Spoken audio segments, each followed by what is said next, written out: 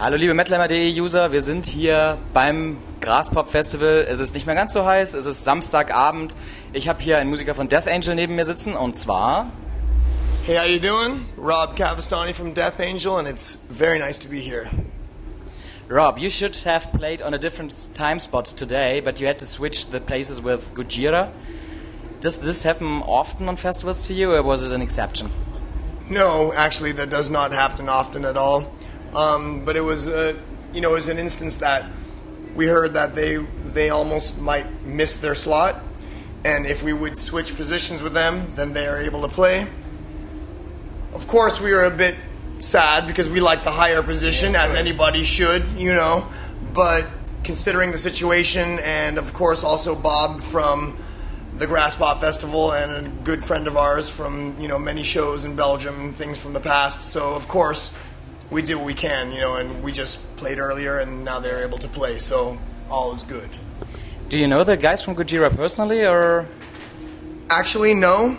But I've heard their music, and I think they got a good. They kick ass, man. From what I've heard, we were on tour last year with God Forbid, and they were playing. God Forbid guys were playing a lot of it, and I hadn't listened to them too much before, but I like it.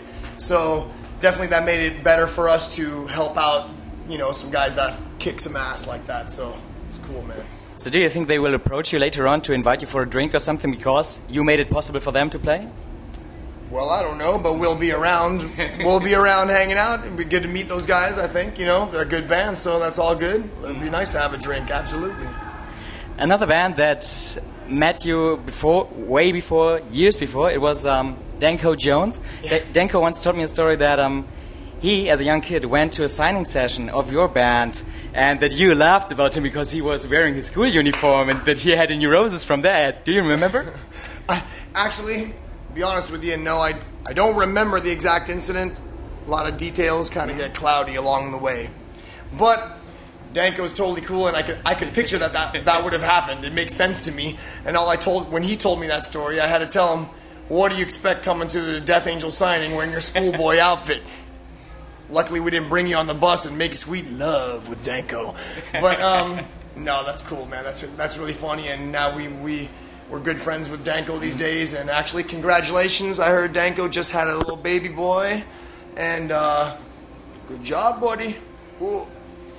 Okay, talking about the future as you just opened the chapter, are there plans for the future, for the nearer future of Death Angel, where you say we're writing songs or whatever, or what's happening? Absolutely. I mean, we're out here on tour right now. We're going to finish this tour in about 3 weeks. And we're going to go home. We have a couple other shows. We go play a festival in Finland, festival in Mexico City, stuff like that. But other than that, we're just going to go home and get into the writing and focus on writing. And hopefully we'll get into the studio by the end of the year. And we're planning for a new album released by maybe April or something next year. So that's what the plan is. Already decided for a producer or a studio or something? No, not right now. It's kind of early in that stage. Of course, we're talking about a few people, but we just still talking about it. Concentrating on just creating music right now. How far is the creating music process gone already?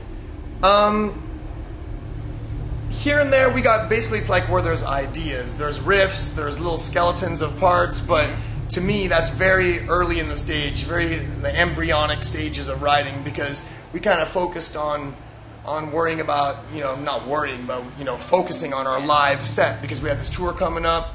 We had a lineup change recently, new bass player, new drummer, so that, we focused on focusing on the songs that we're going to play for the tour, and also playing a lot of, old songs that we haven't been playing for many, many years. Yeah. So we just kind of got into that for now.